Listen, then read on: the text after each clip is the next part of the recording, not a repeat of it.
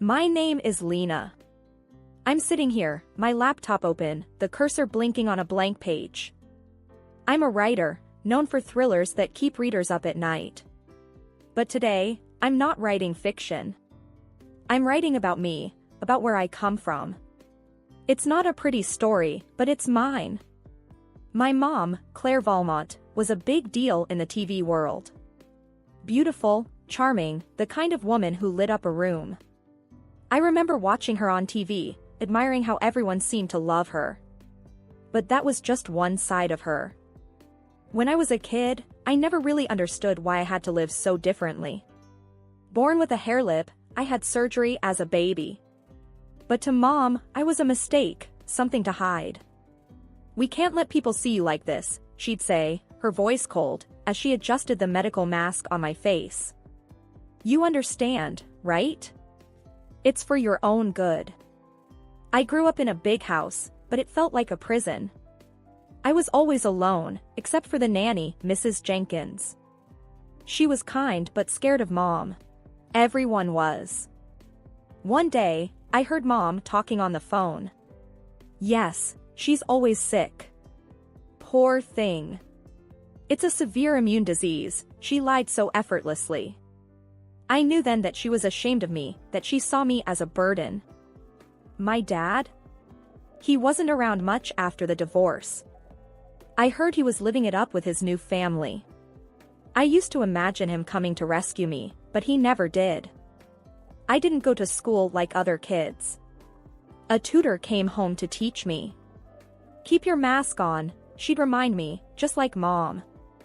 I turned 10 that year.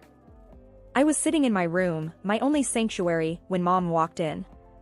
She looked at me, her expression hard to read. "Mom, if you hate me so much, why don't you just send me to Dad?" I asked. I needed to know, even if it hurt. She laughed, a harsh, cold sound. "And let the world think I abandoned my sick child? No, we can't have that. Better they think I'm a saint, caring for her ailing daughter." That night, I cried myself to sleep. I was just a prop in her perfect world, a secret she was desperate to keep. But I knew one thing for sure. I wasn't going to be a secret forever. I often think about how different my life was from other kids. There I was, cooped up in my room, a mask covering half my face, while they were probably out playing, laughing, living. My world was small, confined to the walls of my room, my imagination the only place I could be free. Every morning started the same. I'd wake up to the muffled sounds of the house, slip on the mask that had become my unwanted companion, and sit down for breakfast. Mrs. Jenkins, our housekeeper and my nanny, would bring it in, her face always wearing a smile that didn't quite reach her eyes. "Good morning, dear," she'd say, setting down my tray. "Your mother left early for a shoot. She said to remind you to keep your mask on." I nodded, used to the routine. It was always like this. Mom was either absent, busy with her glamorous life, or when she was home, I was just a problem she had to deal with. Some days, I'd try to talk to Mrs. Jenkins, to get some glimpse of the outside world. "What's it like out there, Mrs. Jenkins? Are the flowers blooming?" She'd pause, a sigh escaping her. "Yes, the garden is lovely. I wish you could see it." But wishes were useless in my world. As I grew older, the isolation ate at me. I watched TV, saw other kids my age doing normal things, and it burned. I wanted that. I wanted to be normal. But Mom's voice would always echo in my head, "Normal? You'll never be normal." Sometimes, I'd rebel, in small ways. One day, I left my room, mask off, just to feel a moment of freedom. Mom caught me, her face twisting in anger. "What are you doing? Do you want the whole world to see you like this?" she yelled. Her words were like slaps, each one stinging more than the last. "I just wanted some air," I stammered. "Air? You have a window. Use it," she snapped, pushing me back into my room. "You're grounded. No TV for a week." That night, I lay in bed, feeling the weight of the world on me. I was her secret, her shame. She didn't see me as a daughter, just a mistake she had to hide. My only solace was my writing. I poured my heart into those pages, creating stories where I was brave, strong, loved.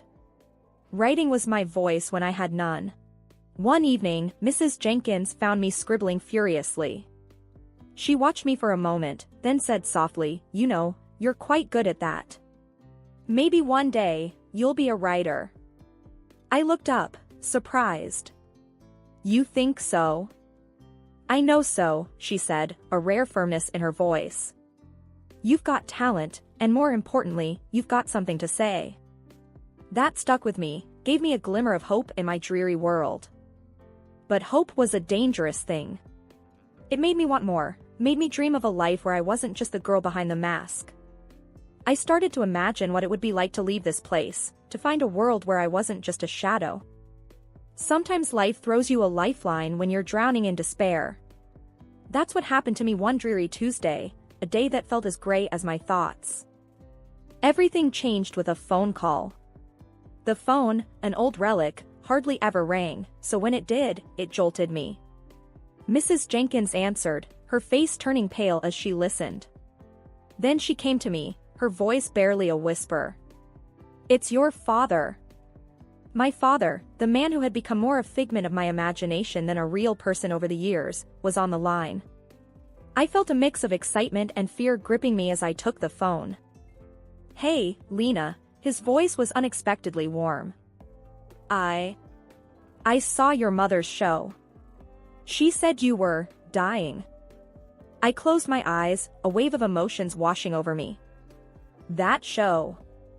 I had watched it too, hidden away in my room. Mom, tears in her eyes, telling the world her daughter was on the brink of death.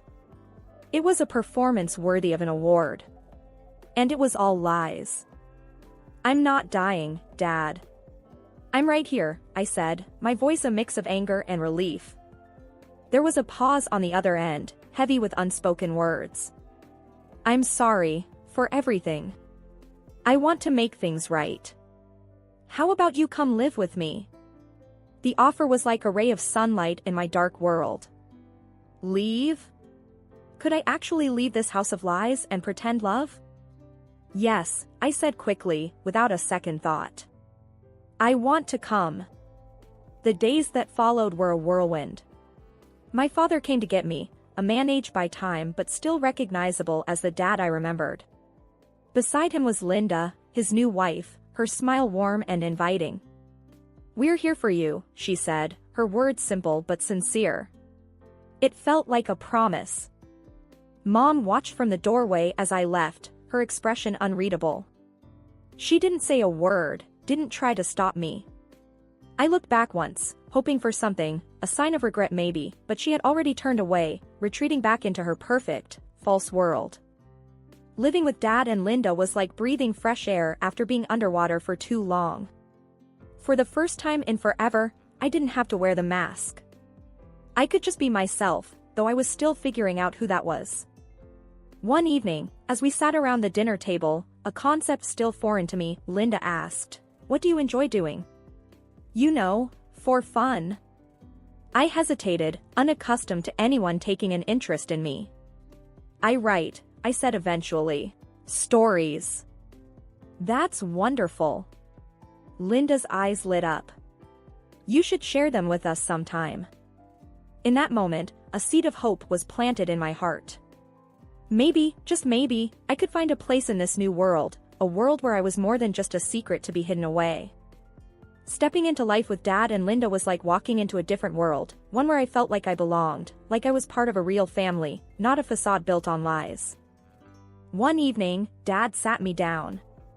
There was a look in his eyes, a mix of concern and hope. "We've been thinking," he began cautiously, "about getting you the best care, to help you move forward." I instinctively tensed up at the mention of doctors. "I'm tired of doctors," I replied, the words coming out sharper than I intended. He nodded, understanding my apprehension. "It's not just about appearances. It's about healing, inside and out. We want you to be happy, truly happy." Linda added softly, "You've been through so much. It's time you had a chance to heal completely." Their words sank in, and I agreed to it. We found a top-notch clinic, and the surgeon there, Dr. Avery, was different from any I'd encountered. He didn't just see a patient, he saw a person. The day before the surgery, he said to me, "Remember, this isn't about changing who you are. It's about helping you see yourself in a new light." The surgery was more successful than I could have hoped. For the first time, when I looked in the mirror, I didn't feel disgust. I saw a reflection that surprised me. I even bore a resemblance to my mother, her beauty that I never thought I could share. But it wasn't just about the physical change. The real journey was the therapy that followed with Dr. Klein. It was about untangling the web of emotions and scars inside me.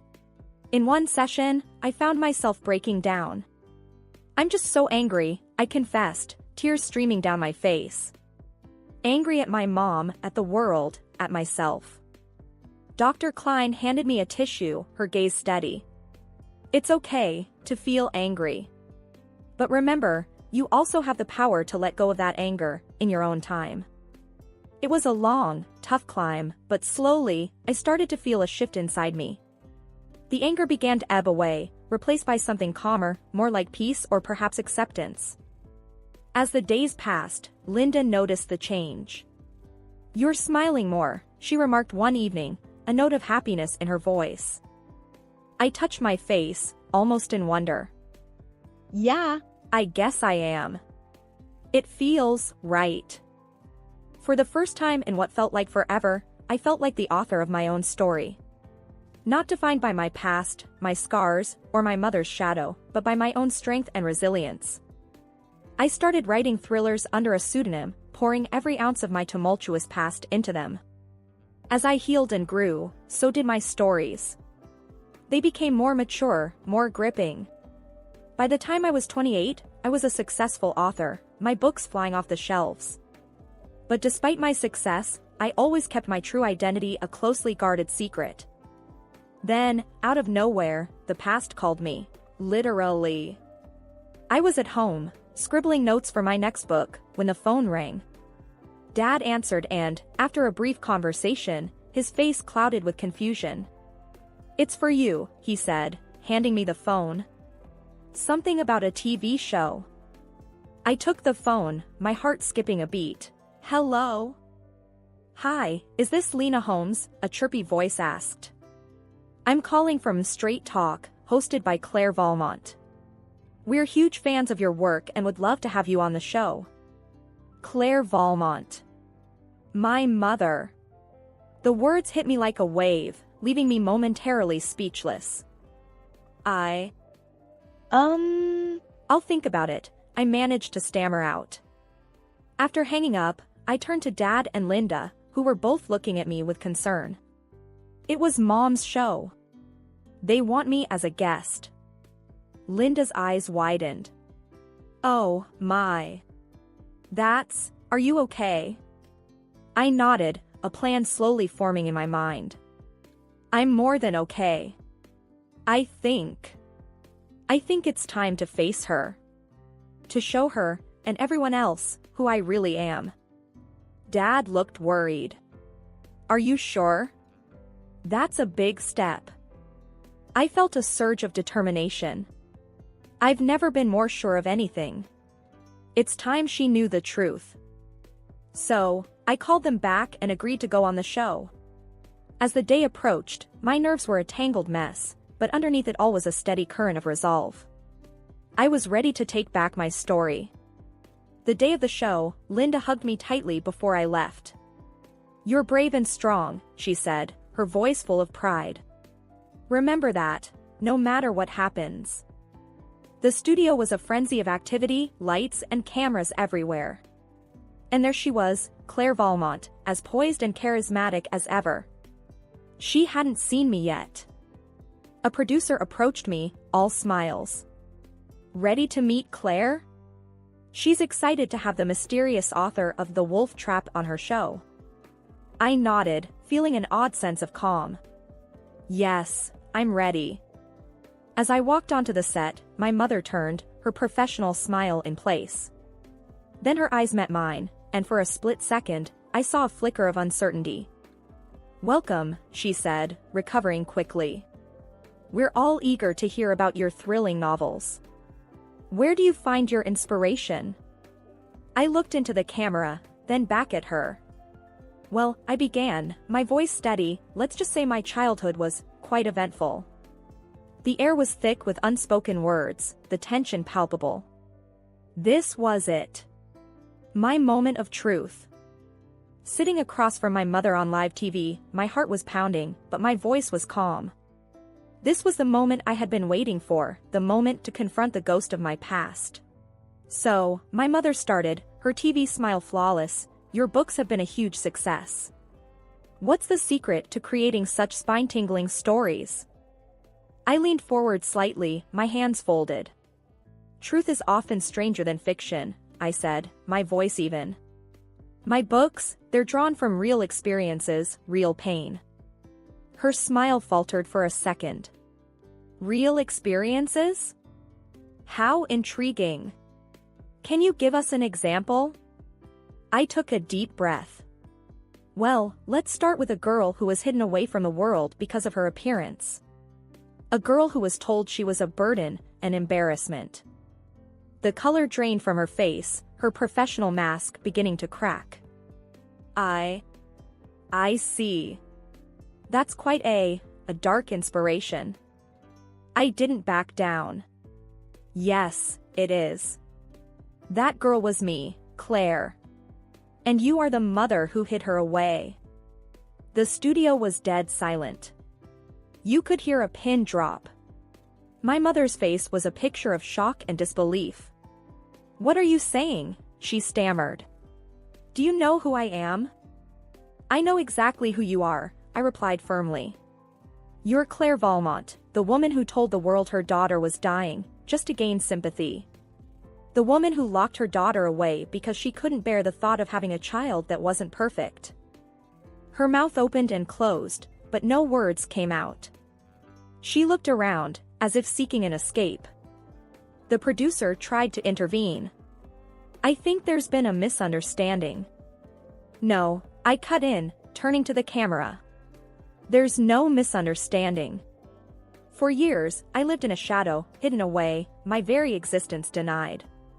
But not anymore." I could see the panic in my mother's eyes now. She was losing control of the narrative, the perfect image she had crafted for herself. This is absurd," she finally managed to say, her voice trembling. "You're making this up. Why would I do such things?" "Because to you, image was everything. And I didn't fit that image," I said, my voice steady but heavy with emotion. "But I'm not that scared little girl anymore. I'm here to tell my story, the real story." The show cut to a break, the tension in the studio palpable. My mother was speechless, her facade shattered. For the first time, I felt like I was in control, no longer a victim of her lies and manipulation. The aftermath of the TV show was like a storm that had been brewing for years, finally breaking. The media went into a frenzy. My phone was ringing off the hook, journalists clamoring for more of my story. And through it all, I felt a strange sense of relief. The truth was out, no longer a burden I carried alone. The next day, Dad and Linda were glued to the TV, watching the news coverage.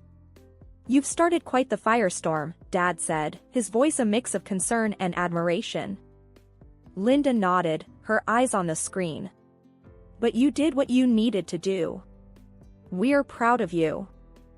I sat with them, watching as my mother's once flawless image was picked apart. There were debates, discussions, people expressing shock and sympathy. Then, the phone rang. It was the TV network. I answered, bracing myself. "We've never seen a reaction like this," the voice on the other end said, a bit frantic. "Your mother, she's been suspended. The show's on hold." I let out a slow breath. "I see." After hanging up, I turned to Dad and Linda. "They've suspended her. The show's on hold." Dad shook his head.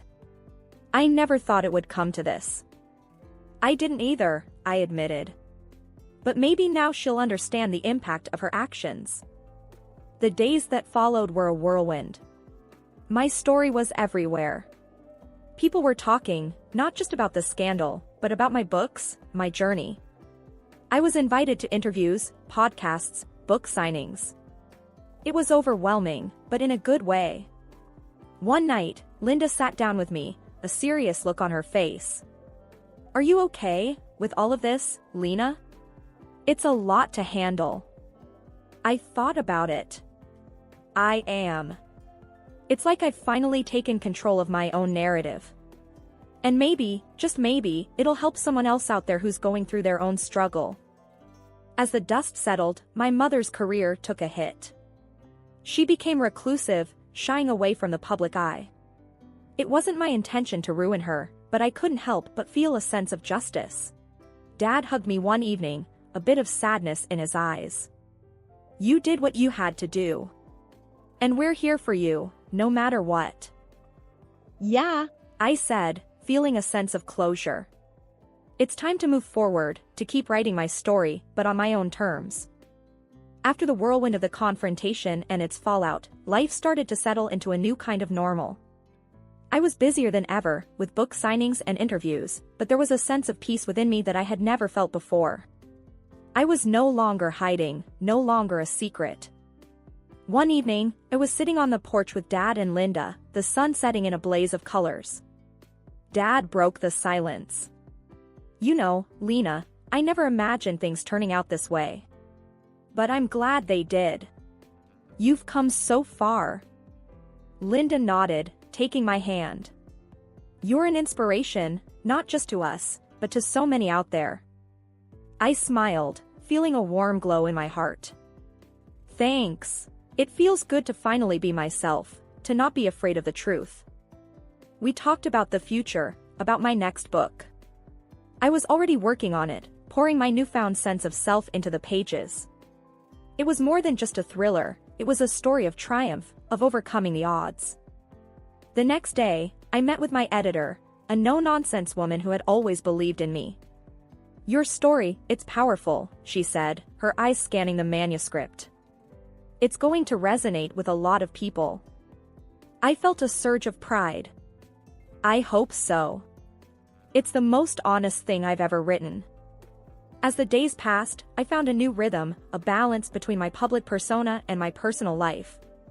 I was still writing, still sharing my story, but I also took time for myself, for Dad and Linda, for the life we had built together.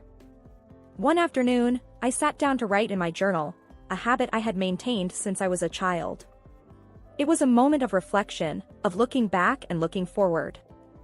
I wrote about the journey, about the pain and the triumph, about the love and support I had found. I closed the journal, feeling a sense of contentment. My past was a part of me, but it didn't define me. I was more than the girl in the mask, more than the daughter of Claire Valmont. I was a writer, a survivor, a woman who had found her voice. As I looked out the window, I realized that this was just the beginning. There were more stories to tell, more chapters to write in my life. And I was ready for whatever came next. Hola, suscríbete a Historias Vitales para no perderte nuevas historias. Mi esposa había estado trabajando en su proyecto especial durante 4 meses ahora. No era su proyecto personal, pero ella era la persona principal y responsable de su éxito. El proyecto estaba diseñado para salvar a su empresa, Bixler Enterprises. Los últimos 4 meses habían sido difíciles porque se vio obligada a trabajar duro. Era importante tanto para ella como para la empresa. Había una buena posibilidad de que Bixler Enterprises quebrara si el proyecto no se completaba. Sara tenía una licenciatura de Albrecht y un MBA de Wharton. Era la más inteligente de la familia. Yo empecé a trabajar como mecánico de autos justo después de la secundaria y después de 21 años, seguía siendo mecánico de autos. No me importaba porque me gustaba el trabajo y pagaba bien. Era suficiente para pagar la universidad de Sara y criar a 2 hijos. No vivíamos lujosamente, pero estábamos bien. Los niños ya se habían mudado, y las cosas iban bastante bien con nuestros ingresos. Sara quedó embarazada 3 meses después de casarnos a la edad de 18 años. Durante los primeros años de nuestro matrimonio, vivimos con mis padres. Ellos tenían una gran casa vacía ya que 4 de mis hermanos se habían mudado. Eso significaba que teníamos una niñera mientras Sara completaba sus primeros años de universidad. Debido a 2 embarazos, la carrera de 4 años le llevó 6 años completarla. Fue difícil, pero lo logró. Siempre tuve trabajo y nunca me faltó trabajo extra si lo necesitaba. Después de que Sara se graduó de Wharton, alquilamos nuestro propio lugar. Tuvo ofertas de trabajo de varias empresas grandes, pero todas requerían que nos mudáramos. A mí no me importaba, pero Sara quería quedarse cerca de casa. Por eso decidió trabajar en Bixler Enterprises. Pagaba bien, pero lo más importante, le daba responsabilidad y la oportunidad de avanzar. Sara era una empleada trabajadora y dedicada. La presentación es el jueves en el Hotel Thyssen en Filadelfia. Tomé unos días libres en el trabajo para ayudarla según fuera necesario. Al final, todo lo que logré fue hacerle algo de comer cuando llegaba a casa. No sabía nada sobre su trabajo, ni tampoco quería saber. Los negocios corporativos de alto nivel me aburrían. Empresarios de Europa, Asia y América del Sur venían aquí, la empresa pagaba sus boletos de avión y proporcionaba habitaciones en el Hotel Thyssen mientras estaban aquí. Era caro como el infierno, y por algunas cosas que Sara había dicho, la empresa estaba sobreestimando sus finanzas. Su presentación era importante para ella, para la empresa y para más de 200 empleados. Hasta el martes por la noche, todo iba bien. Sara llegó a casa con un traje nuevo, un traje gris con una blusa blanca. Desplegó todo lo que necesitaba en la cama de la habitación de invitados. Cuando se trataba de la limpieza de la casa, ella era normal, pero cuando se trataba del trabajo, era meticulosa. No entendía por qué necesitaba sacar su ropa interior de lujo, pero no dije nada. Además de su traje para la presentación, tenía varios vestidos de cóctel lindos para eventos sociales antes y después del evento. Siempre había evitado tales eventos, pero me sentía obligado a ir con ella si ella quería que lo hiciera. Me agradeció la oferta, pero dijo que no era necesario. Todos los materiales y equipos que necesitaba estaban guardados ordenadamente en el maletero de su Volvo. Antes de salir del trabajo, ella misma conducía el coche para asegurarse de que todo estuviera en perfectas condiciones. Tenía todo el día miércoles para prepararse y toda la noche del miércoles para socializar con sus invitados. Sara era tan buena en lo que hacía que sentía que habría sido mejor si simplemente me hubiera mantenido alejado de ella. Finalmente, había terminado. Lo había revisado y vuelto a revisar todo. Todo lo que necesitaba ahora era una ducha caliente y una buena noche de sueño. Supongo que mi error fue que empecé a revisar sus cosas después de que Sara comenzara a ducharse. Pensé que estaba ayudando, pero resultó ser lo contrario. Estaba moviendo cosas en la cama cuando un pequeño sobre blanco cayó del bolsillo lateral de su bolso de maquillaje.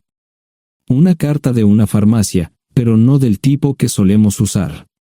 Dentro había 10 pastillas. No tenía idea de qué era, Pren, y las instrucciones eran confusas. Si es necesario, tomar una pastilla y luego una segunda pastilla 12 horas después. Pensé que podría ser algo que ella había conseguido para la ansiedad o los nervios, pero las instrucciones no tenían sentido. La receta estaba escrita a su nombre el lunes. Volví a poner el sobre en su lugar mientras ella terminaba de ducharse. Decidí que quería saber más sobre Pren antes de contarle sobre ello. Por supuesto, si lo mencionaba, significaría que estaba revisando sus cosas. Odio los dilemas. Mientras Sara se preparaba para dormir, fui a nuestro ordenador doméstico y busqué. 10 minutos después, me uní a mi esposa bajo las sábanas. Pasé toda la noche despierto, preguntándome por qué mi esposa había recogido una receta para la píldora del día después, especialmente después de que me hicieran una vasectomía hace 10 años. A la mañana siguiente, me levanté temprano, pero no estaba descansado. Di un largo paseo, esperando que despejara mi mente. Me dirigí hacia casa con reticencia, temiendo lo que podría hacer o decir cuando llegara allí. Mi hijo Joe se unió a la Marina después de la escuela secundaria y estaba en su primer año en San Diego. Nuestra hija Gloria se casó con su amor de la infancia el año pasado y acababa de mudarse a Dallas. Eso dejaba solo a Sara y a mí. Echaba de menos a los niños, pero esperaba envejecer con mi esposa. Ella era la única mujer que me había interesado, y ahora todo estaba. Si Sara estaba teniendo una aventura, lo ocultaba bien. Por supuesto, nunca la vigilé. Nunca miré sus correos electrónicos o llamadas telefónicas. No tenía razones para hacerlo. No tenía forma de saber qué estaba haciendo en el trabajo o después del trabajo. Confiaba en ella completamente. Ion, ¿dónde demonios has estado? ¿Quieres huevos o algo? No, solo café. No me sentía con muchas ganas de hablar. ¿Qué pasa, cariño? Solo son 3 días. Puedes venir si quieres, pero te aburrirás como una ostra. No, realmente no quiero ir, pero odio dejarte sola. Me preocupo cuando no estás aquí. Es muy dulce, querido, pero estará bien. No voy a salir del hotel en todo este tiempo. Pasaré la mayor parte del día asegurándome de que la sala de conferencias esté lista, y esta noche tendré una agradable charla con nuestros posibles clientes. Mañana, probablemente ni siquiera tendré la oportunidad de ir al baño. Llegaré a casa lo más temprano posible el viernes, te prometo un gran fin de semana si sabes a lo que me refiero. Todo eso suena bien, pero no puedes culparme por preocuparme. Soy un mecánico de autos, y tengo una esposa hermosa y exitosa. A veces tengo la sensación de que estás menos interesada en mejorar nuestra situación familiar que en avanzar en tu carrera. Detente, maldita sea, Ion.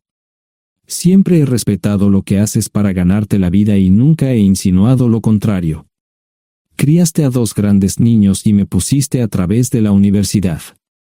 Eres un gran esposo, un gran padre y un buen proveedor, y nunca olvides eso.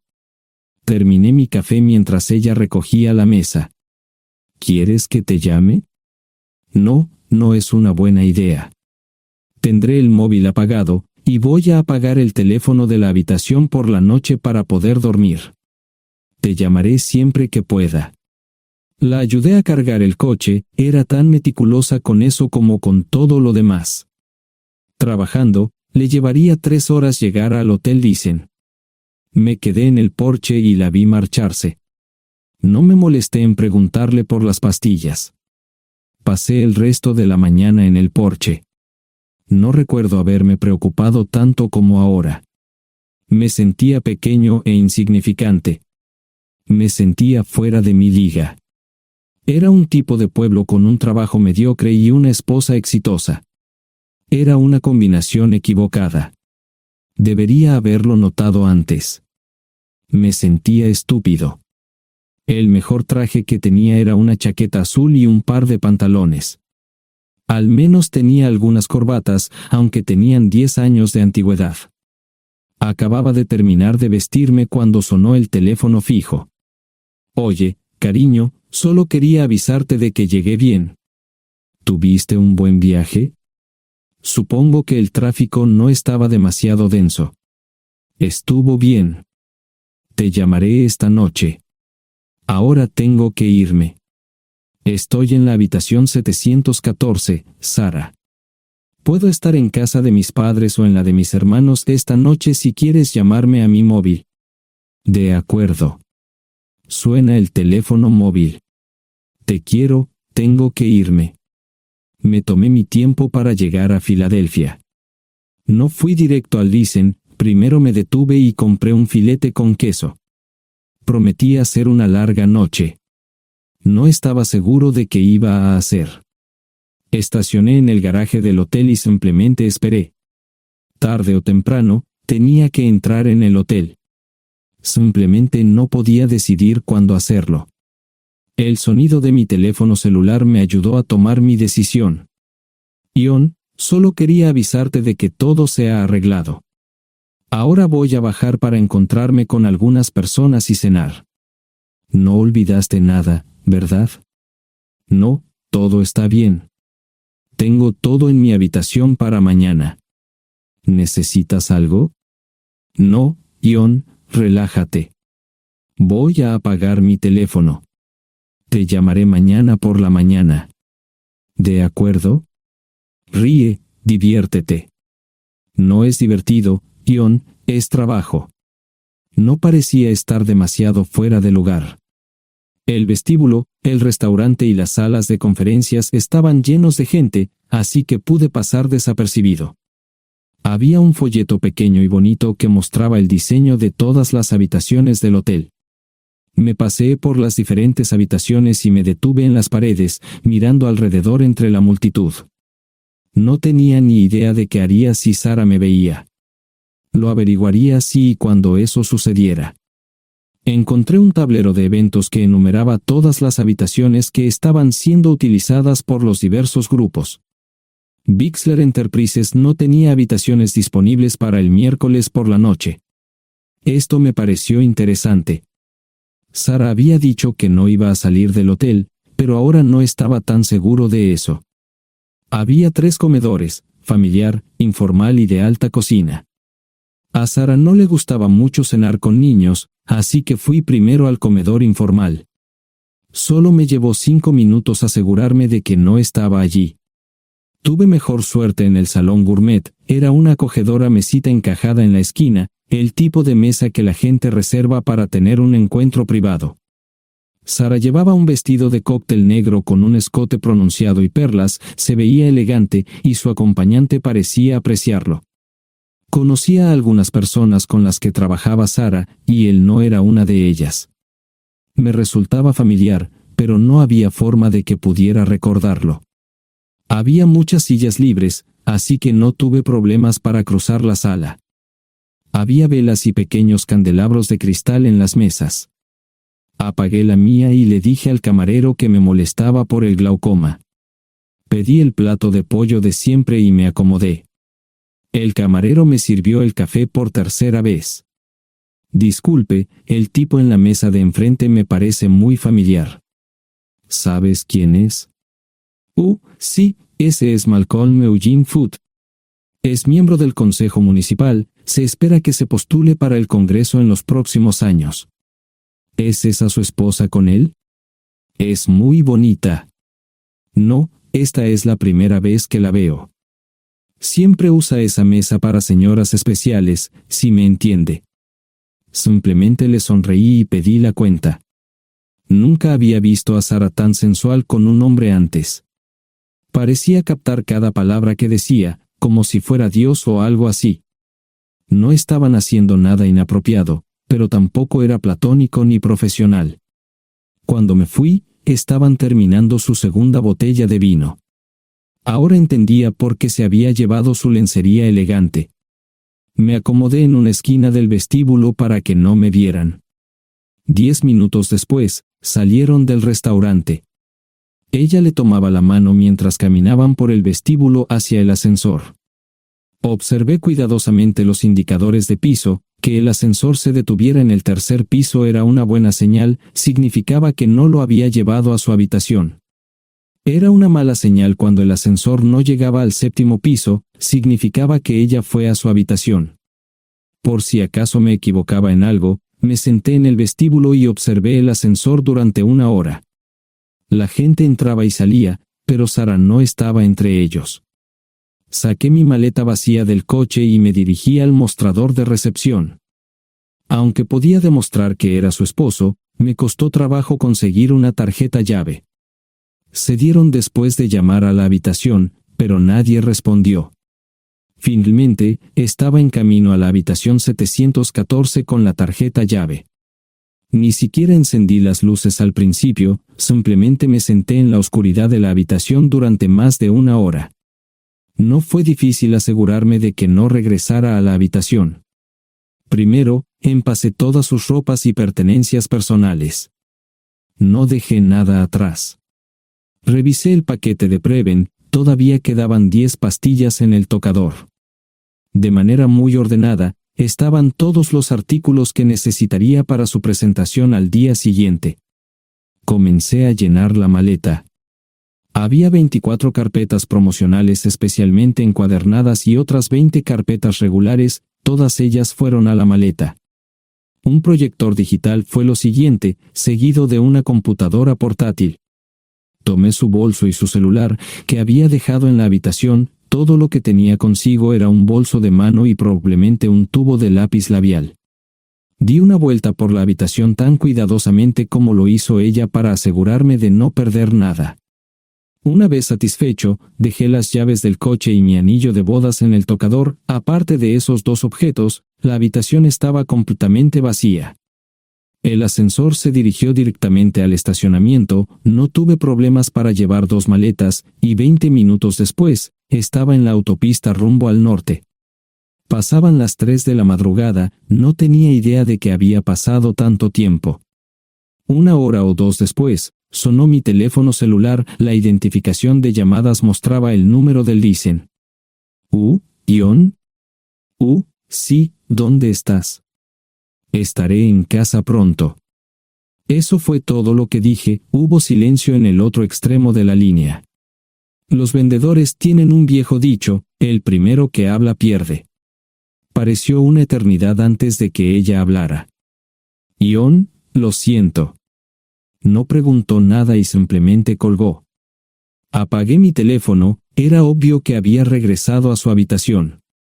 Más tarde ese día, tenía que dar una presentación que salvaría a su empresa y le daría un ascenso. Metí las maletas en el desván del garaje. Sara nunca iba allí y nunca pensó en buscar algo allí. Por supuesto, en este punto, estoy bastante seguro de que no importaba. Primero, recogí todas mis ropas y pertenencias personales. La mayoría de los hombres tienen sus propias herramientas, generalmente es un requisito para el trabajo. Pasé por la tienda, cargué las mías en el Subaru y recogí mi último cheque de pago.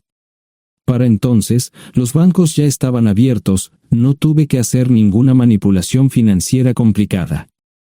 Simplemente retiré todo el dinero de mis cuentas. Almorcé en Hagerstown, Maryland. Tenía suficiente dinero para vivir durante unos años, pero sabía que estaría buscando trabajo muy pronto. Sara y yo éramos parecidos en eso de que a ambos nos encantaba trabajar. La voy a extrañar. Pasé un par de horas en las cuevas del Uray y alquilé una habitación cerca de Whitewell. No tenía idea de qué iba a hacer. Era sábado, y me encontré sentado en el acuario de Chattanooga, observando la naturaleza que nunca había visto antes. Pasé unas horas simplemente relajándome y decidí que era un buen lugar para estar. Compré un pase anual para el acuario y, para la hora de la cena, tenía un lugar donde quedarme. Era un remolque móvil en el parque, pero estaba amueblado y era económico. No necesitaba mucho.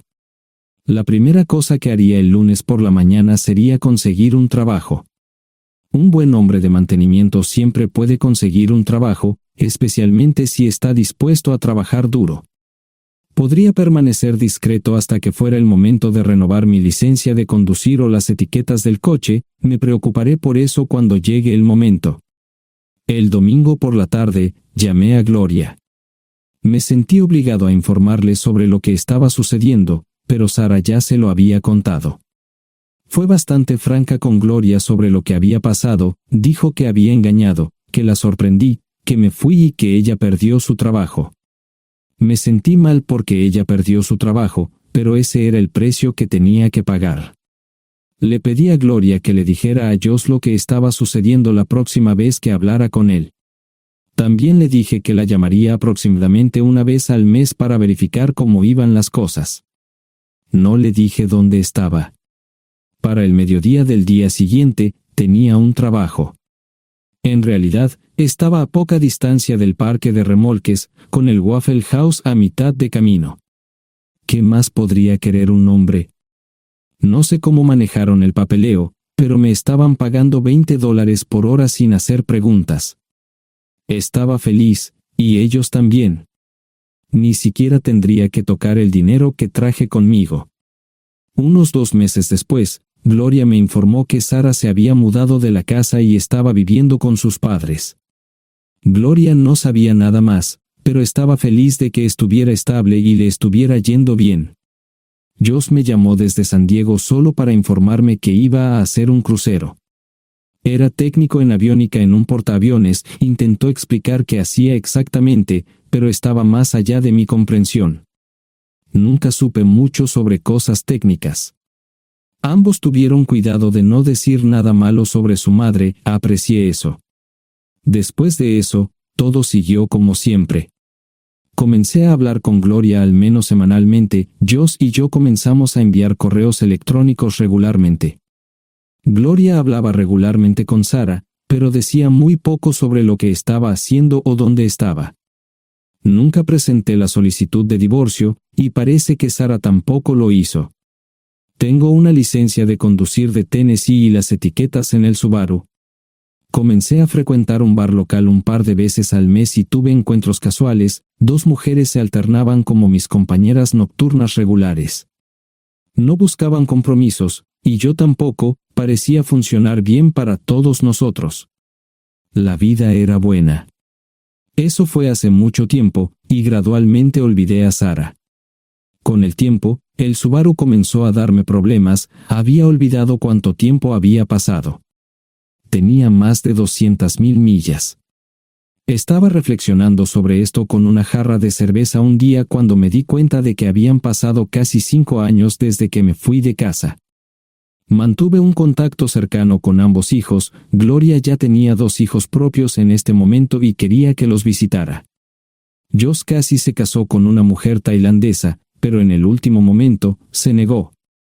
Por lo general, trabajaba 6 días a la semana y usaba el domingo para recuperarme del sábado por la noche, no había ninguna buena razón para que alguien llamara a la puerta de mi remolque a las 6 de la mañana de un viernes.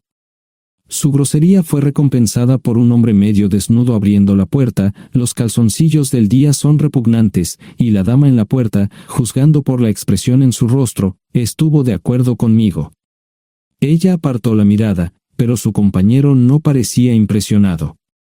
Norm habría usado pantalones, pero en un momento como este, los invitados me molestaron. Estamos buscando a John Terrell. No los conozco. Me llamo David Simmons, y esta es mi esposa Mara. Tenemos un problema y esperamos que nos puedas ayudar.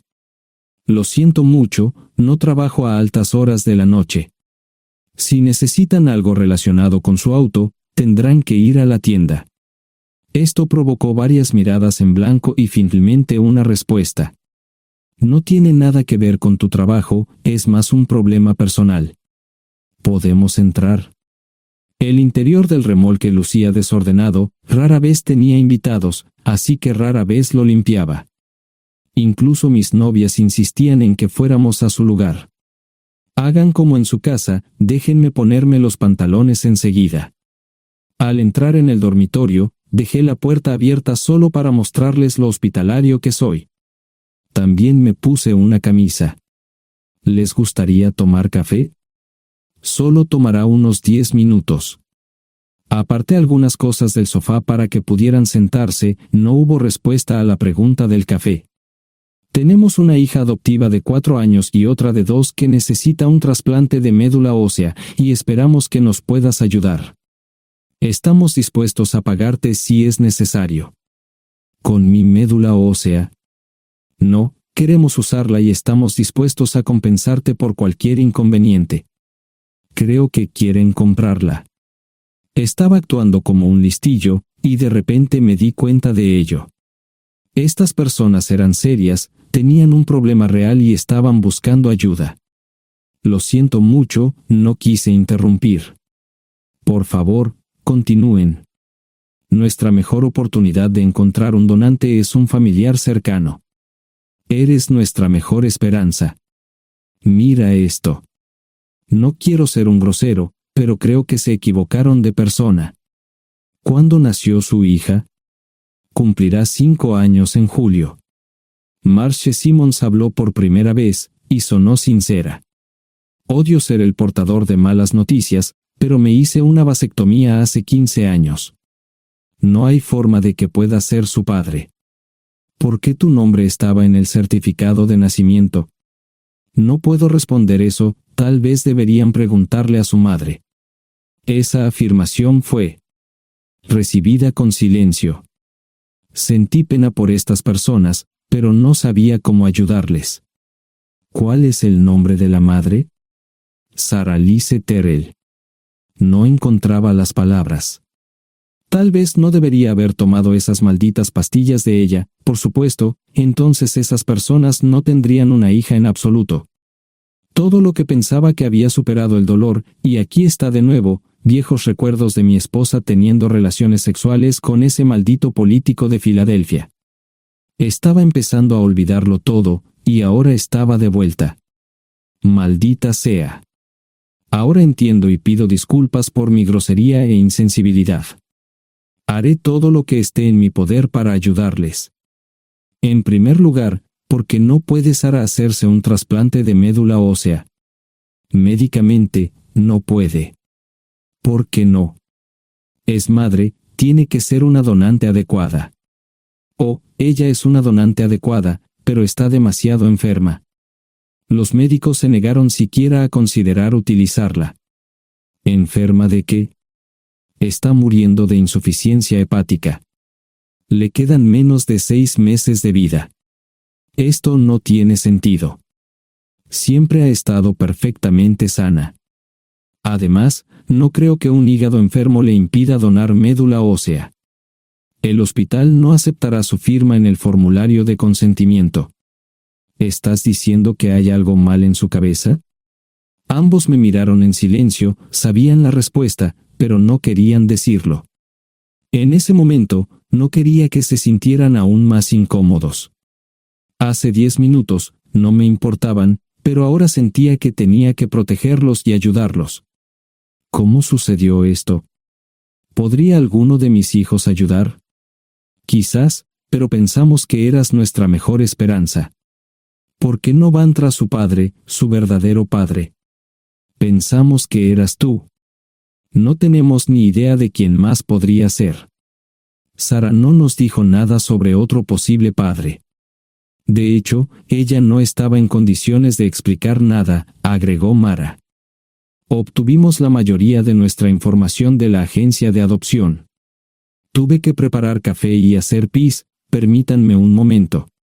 Dejé a mis invitados sentados mientras preparaba el café. Solo tomó unos minutos. Mientras se preparaba, fui al baño, algo que necesitaba hacer urgentemente. Traté de ser discreto, ya había avergonzado lo suficiente a Mara. ¿Dónde viven? En Westchester, Pensilvania. Les haré una oferta. Si les digo quién es el verdadero padre de su hija, deben prometerme que lo perseguirán sin descanso hasta obtener lo que desean. ¿De qué estás hablando? El padre de su hija es un político prominente en Pensilvania.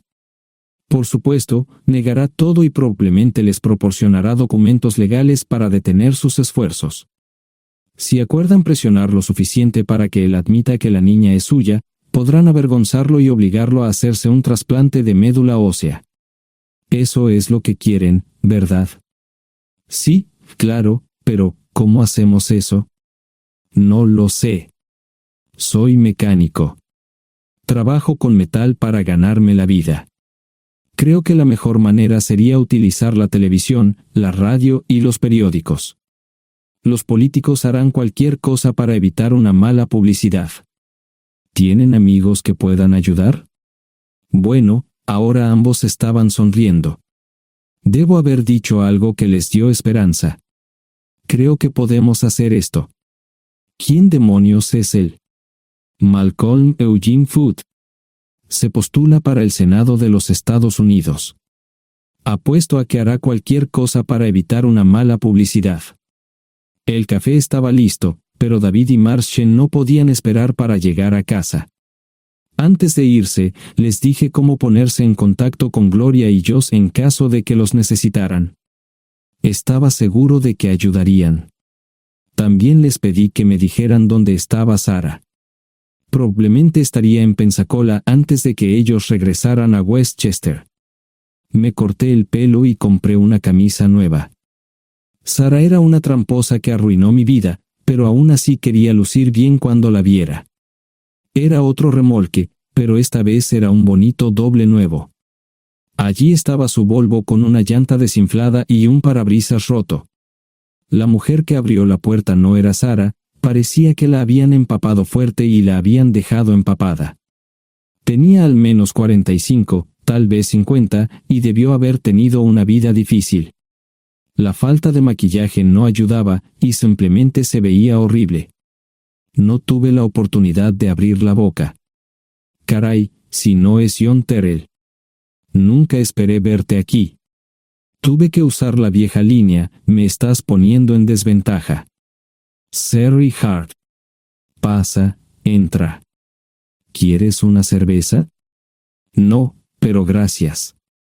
Estoy aquí para ver a Sara.